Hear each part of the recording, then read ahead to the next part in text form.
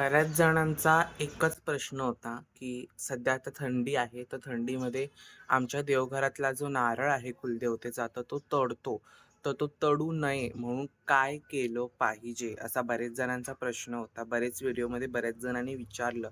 तर त्याचं उत्तर मोठं आहे म्हणून शॉर्ट व्हिडिओमध्ये देतो, की तो आपला जो नारळ असतो, तो असा बघा माझं पाणी बघा, मी पूर्ण असं तंतोतंत भरून ठेवलंय.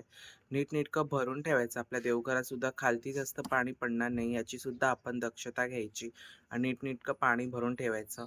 नारळ दररोजच्या दररोज धुतला गेलाच पाहिजे. दररोज त्यातलं पाणी बदलायचं आणि दररोज धुवून ठेवायचं.